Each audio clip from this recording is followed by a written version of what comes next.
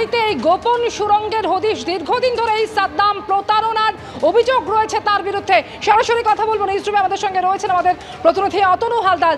অতনু, একেবারে অবিশ্বাস্য, মানে অপরাধী অপরাধ করছে এবং তালাবার সব রকম বন্দোবস্ত করে রাখছে। সাম্প্রতিককালে এরকম উদাহরণ কি মনে করতে পারছো? হ্যাঁ দেখো, সাম্প্রতিককালে কিন্তু এইরকম উদাহরণ খুব একটা দেখা যায়নি। এ একদম বঙ্কিমচন্দ্র চট্টোপাধ্যায়ের দেবী চৌধুরী রানীর উপন্যাসে এইরকম সুড়ঙ্গের কথা ছিল, যেখান দিয়ে দেবী চৌধুরী রানী যাতায়াত করতেন। এবং এরকম আরও বাংলার ইতিহাসে কিছু আছে যে বর্গীরা যখন হানা দেবে, যাতে বর্গীদের হানার সময় গয়নাগাটি বা টাকা পয়সা জিনিসপত্র নিয়ে অন্য কোথাও পালানো যায়, তার জন্য অনেক জমিদার পরিবারে এরকম সুড়ঙ্গ করা থাকতো, যে ডাকাতরা বা বিশেষত বর্গীরা হানা দিলে পরে নিরাপদ আশ্রয়ে জিনিসপত্র নিয়ে চলে যাওয়া যাবে। বা এইরকম মুর্শিদাবাদেও এইরকম সুড়ঙ্গে থাকার কথা শোনা যায়, যেখানে একটা প্রাসাদের সঙ্গে আর একটা প্রাসাদের সংযোগ রক্ষা হতো এইরকম সুড়ঙ্গের মাধ্যমে। কিন্তু এই সময়ে দাঁড়িয়ে একজন যে মূলত নকল সোনা দিয়ে ব্যবসা করে, প্রতারণার ব্যবসা, অর্থাৎ আসল সোনা বলে নকল সোনা বেচে দেয়, সেই রকম একজন প্রতারণা ব্যবসার সঙ্গে যুক্ত কুলতলির একটা গ্রামে, সেই গ্রামে বসে সেখানে বাড়ি তৈরি করে সেখান থেকে প্রায় 30 ফুট একটা সুড়ঙ্গ তৈরি করে পাশের একটা খালের সঙ্গে সেই সুড়ঙ্গ যুক্ত। এবং যদি কখনো পুলিশ আসে তাহলে সে সেই সুড়ঙ্গ দিয়ে নেমে সেখান থেকে ছোট একটা ডিঙি নৌকো করে ওই খালে গিয়ে তারপর খালের অপর পারে গিয়ে সেখান থেকে পালিয়ে যাবে। এই রকম পরিকল্পনা করে একটা সুড়ঙ্গ তৈরি করা, এইটা ভাবা যায় না।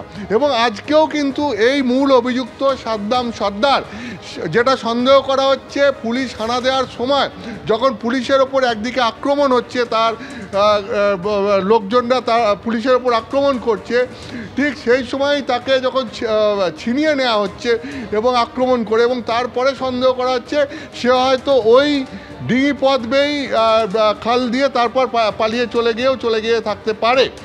এখন প্রশ্ন হচ্ছে যে কুলতলি একটা গ্রামে এইরকম একটা সুড়ঙ্গ করে দিনের পর দিন প্রতারণা ব্যবসা একজন চালিয়ে যাচ্ছে, এবং আজকে পুলিশের ওপর আক্রমণের ঘটনা ঘটার পর সমস্তটা তদন্ত করতে গিয়ে এরকম সুড়ঙ্গের সন্ধান পাওয়া গেল, তাহলে এতদিন পর্যন্ত এই সুড়ঙ্গের সন্ধান পাওয়া যায়নি কেন? এই প্রশ্ন উঠছে যে পুলিশের কাছে কি তাহলে এই গ্রাম থেকে খবর আসতো না, বা খবর এলেও কি পুলিশ ইগনোর করেছিল?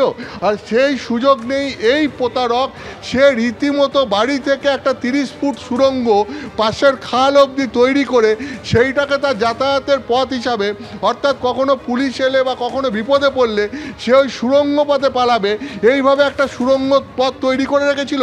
অথচ এই খবর পুলিশ প্রশাসনের কাছে এতদিন পর্যন্ত কেন এলো না, তা নিয়েও প্রশ্ন উঠতে শুরু করেছে।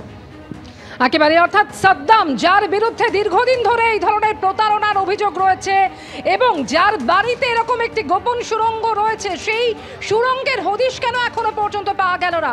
আজ যখন পুলিশকে আক্রান্ত হতে হলো, সেই সময় সাদ্দামের বাড়িতে, অর্থাৎ এই ঘটনায় যিনি অন্যতম অভিযুক্ত, তার বাড়িতে গিয়ে মিলল এই গোপন সুড়ঙ্গের হদিশ, যা একেবারে খাটের নিচ থেকে শুরু হয়েছে এবং সংযোগকারী হচ্ছে খাল পর্যন্ত, এবং প্রায় 30 ফুটের কাছাকাছি এই সুড়ঙ্গ। সেই খালে রাখা থাকতো ডিঙি, এবং মনে করা হচ্ছে সম্ভবত সেই ডিঙি করেই এই সাদ্দাম পালিয়ে গিয়ে থাকতে পারে। আর এই পথ দিয়ে পালাতো সাদ্দাম বলে পুলিশ মনে করছে। তার বাড়ির বাইরে থেকে দেখে বিন্দুমাত্র বোঝার উপায় নেই যে বাড়ির মধ্যে এরকম একটি 30 ফুটের সুড়ঙ্গ নিচ দিয়ে তৈরি হতে পারে, যে সুড়ঙ্গটা খালের মধ্যে গিয়ে মিশেছে। এই 30 ফুটের সুড়ঙ্গের মধ্যে দিয়ে কি তাহলে সাদ্দাম পালিয়ে গিয়েছে? নকল সোনাকে আসল বলে বিক্রি করা প্রতারণা চক্রের সঙ্গে যুক্ত সাদ্দাম কি তাহলে যখন পুলিশ অভিযান চালায় সেই সময় এই সুড়ঙ্গের মধ্য দিয়ে পালিয়ে গেছে? আশঙ্কা করছে পুলিশ।